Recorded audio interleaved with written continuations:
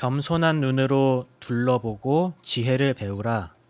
겸손한 눈으로 둘러보고 지혜를 배우라 라는 제목으로 잠언 30장 18절부터 33절까지 말씀을 함께 나누겠습니다. 오늘 본문에서는 몇 가지의 주제들을 다루는데 각 주제를 다룰 때 그와 관련된 서너 가지의 예가 함께 나열됩니다. 먼저 18절에서는 심히 기이히 여기고도 깨닫지 못하는 것 서너시 있다라고 합니다.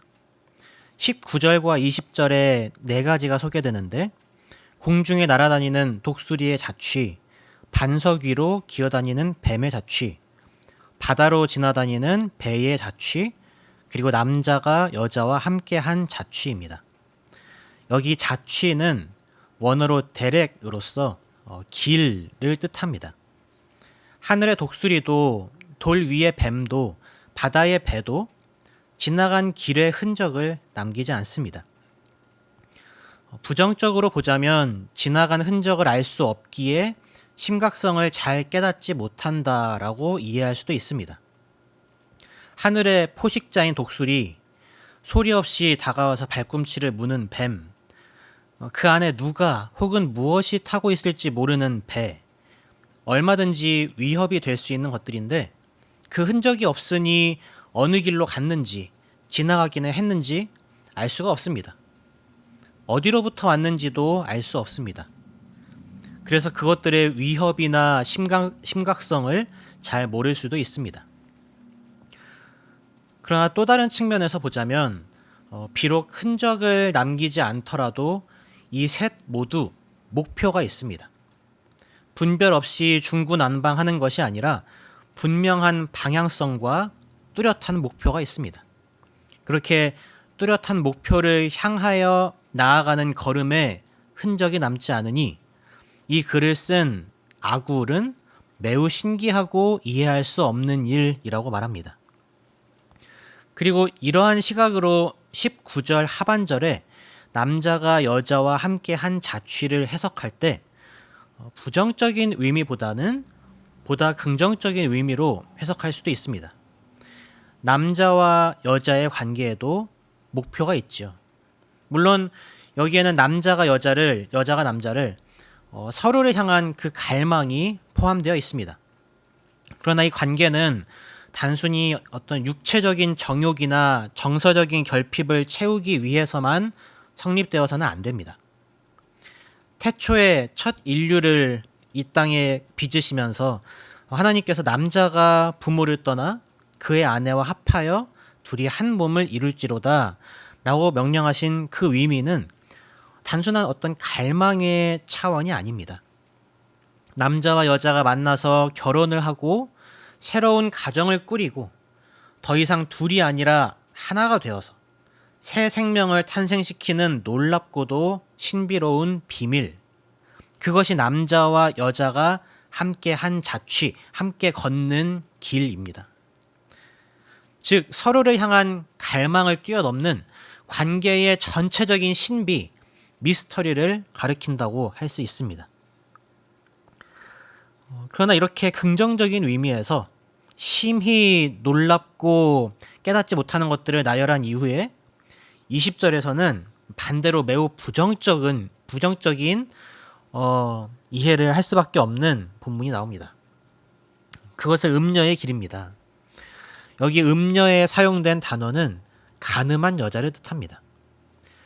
간음을 저질러 놓고서도 나는 잘못한 게 없어 라고 말합니다. 먹고 그의 입을 씻음같이 말한다 라는 말은 성관계에 대한 은유적인 표현인데 간음이 먹는 것만큼이나 자연스러운 일이 되었다는 겁니다. 그런데 매우 우려스럽게도 이것이 우리가 지금 현재 살아가고 있는 현대 사회의 모습입니다. 2020년 7월 13일부터 21일까지 5,188명을 대상으로 한 혼전 동거 찬반 의견을 묻는 설문조사가 있었습니다. 그 결과가 그리스도인으로서는 다소 충격적일 수 있는데요. 혼전 동거를 찬성하는 사람이 46.5%, 반대가 29.9%, 잘 모르겠다가 23%였습니다. 설문 응답자의 81.6%가 혼전동거 경험이 없다라고 답했음에도 불구하고 찬성 비율이 46.5%나 되었습니다. 특히 결혼을 전제로 한 혼전동거에 대해서는 찬성하는 비율이 63.3%에 달했습니다. 찬성하는 가장 큰 이유는 결혼 전에 미리 서로에 대해 알 수 있기 때문이라는 것입니다. 이러한 사회적 분위기는 점점 더 보편적이고 당연한 것이 되어가고 있습니다. 그러나 이러한 흐름은 사람과 사람 사이의 기본적인 신뢰와 윤리성을 상실시킬 뿐만 아니라 사람다움을, 인간성을 소멸시킵니다. 한 남자와 한 여자가 한 몸이 되는 신비, 이것이 하나님의 사람을 향한 창조 질서입니다. 그러나 이제는 여러 이성과 성관계를 갖는 것 혹은 그럴 가능성을 열어두는 것이 먹는 것만큼이나 자연스러운 일이 되어가고 있습니다. 신비롭고 아름다운 경탄의 대상이었던 남녀의 관계가 이제는 타락하여서 경악할 대상이 되었습니다. 이러한 시대에 우리가 지켜야 할 바가 무엇인지 우리가 분명히 깨달아야 할 것입니다. 하나님의 말씀 안에서 우리가 참된 지혜를 얻기 바랍니다. 21절부터는 세상을 진동시키며 세상이 견딜 수 없게 하는 것 서너시 나옵니다. 여기 세상은 땅을 뜻하며 견딜 수 없게는 지탱할 수 없게라는 뜻입니다. 그러니까 땅을 진동시키고 세상이 지탱할 수 없게 하는 것을 말합니다. 종이 임금이 되는 것, 미련한 자가 음식으로 배부른 것, 미움받는 여자가 시집간 것, 그리고 여종이 주모를 이은 것, 이렇게 4가지입니다. 종이 임금된 것은 일반적인 사회 질서를 뒤흔드는 일입니다. 잠언이 쓰여졌을 당시가 철저한 계급 사회였다는 점을 생각해 본다면 이건 상상할 수가 없는 일이죠. 사회 질서 전체가 무너진 세상을 말합니다. 미련한 자는 고집이 세고 완고하고 반항적인 사람입니다.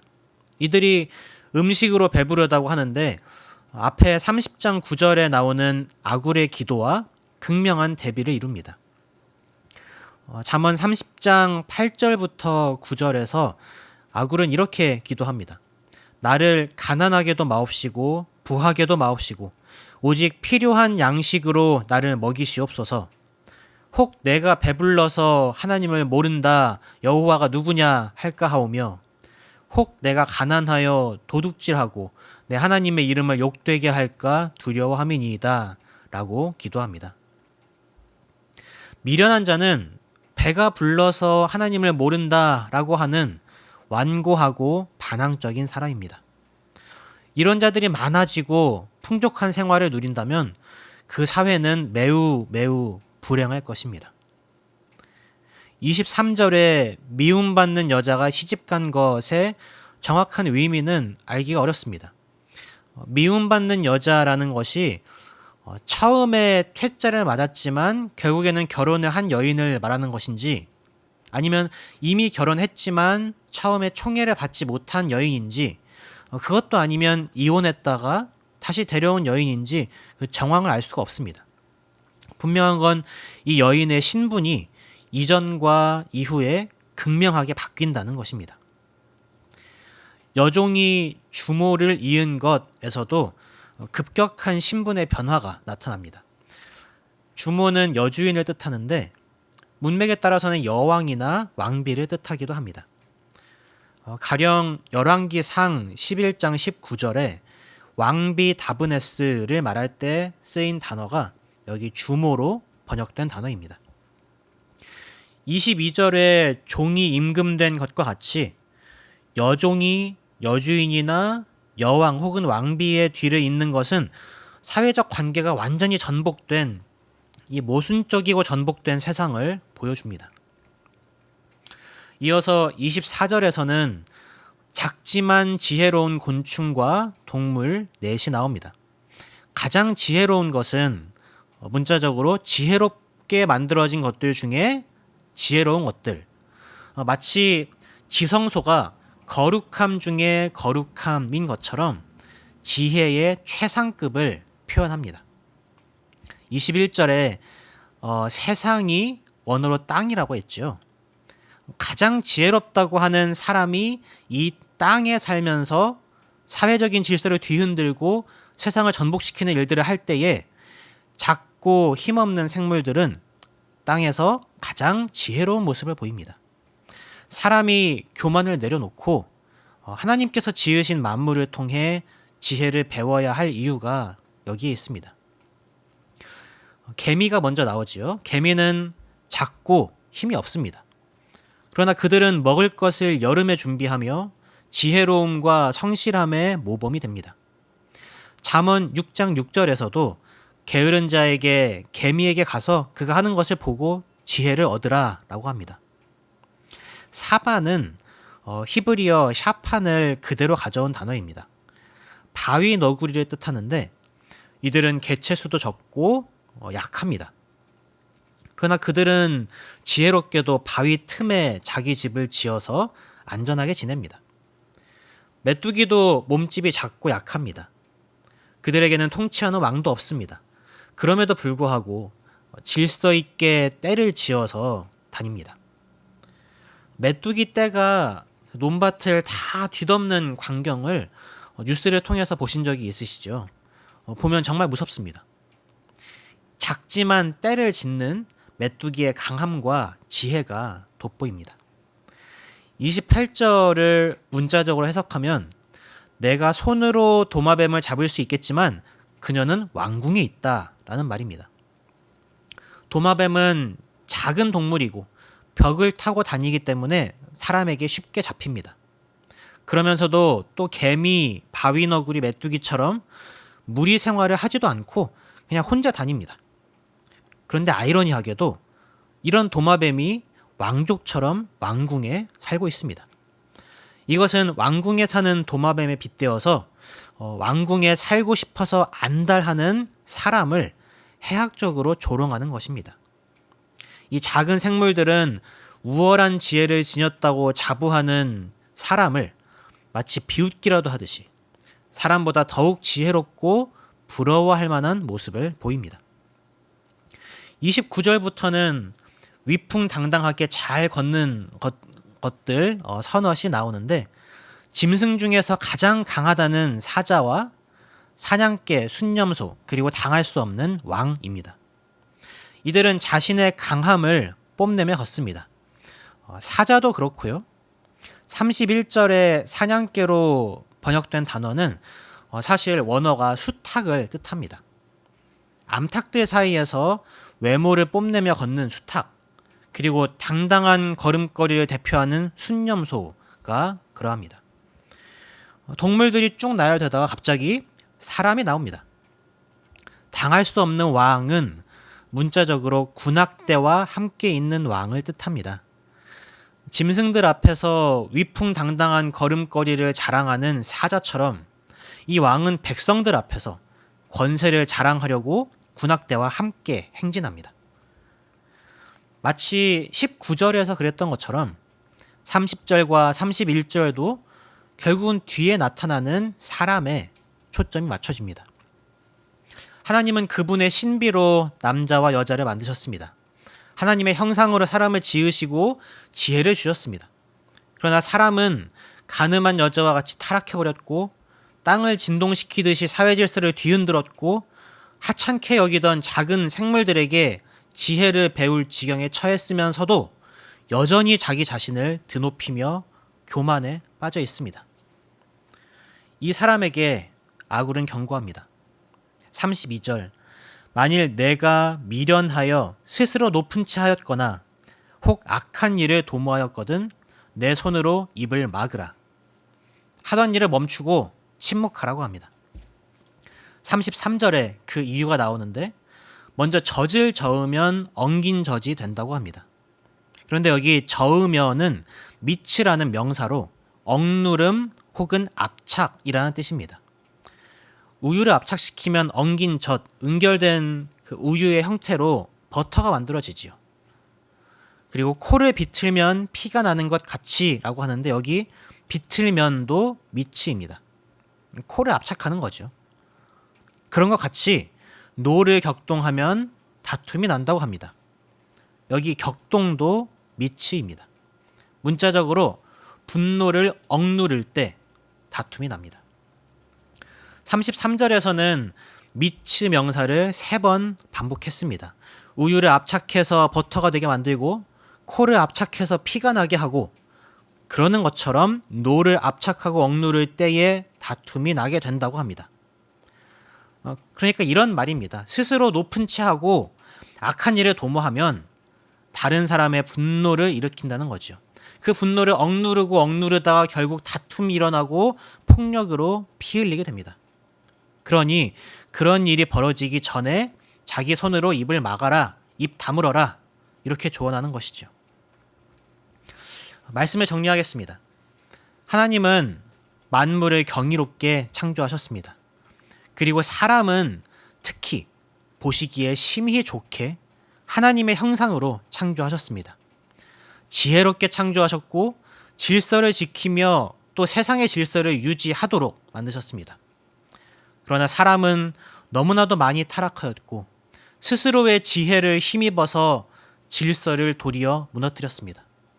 그리고 그런 사람을 비웃기라도 하듯이 아굴은 작은 동물들의 지혜를 배우라고 합니다. 실상이 그러한데도 사람은 여전히 자신을 뽐내기 좋아하고 계속 악한 일들을 꾸며댑니다. 그리고 그 결과로 늘 분노와 다툼 속에서 살아갑니다. 오늘 우리에게 이러한 모습이 없는지 돌이켜보기 원합니다. 내 안에 하나님을 무시하고 조롱하는 삶의 모습이 있지는 않는지, 남을 짓밟고 내가 높아지려는 교만이 있지는 않는지, 그리고 하나님께서 작고 연약하게 지으신 개미와 바위 너구리, 메뚜기, 도마뱀과 같은 그러한 생물들이 얼마나 지혜로운지 우리가 보고 배우기 바랍니다. 우리 주변의 사람들과 피조 세계를 둘러보며 겸손하게 스스로를 돌아보는 하루가 되면 좋겠습니다. 기도하겠습니다. 하나님, 오늘도 말씀을 통하여 우리 자신을 돌아보게 하시니 감사합니다. 지혜로운 채 하면서 미련해져서 스스로를 높이고 악한 일을 도모하지 않게 하소서. 아름답게 창조하신 하나님의 의도대로 겸손하게 하나님의 뜻에 합당한 삶을 우리 모두 살게 하소서. 예수님의 이름으로 기도합니다. 아멘.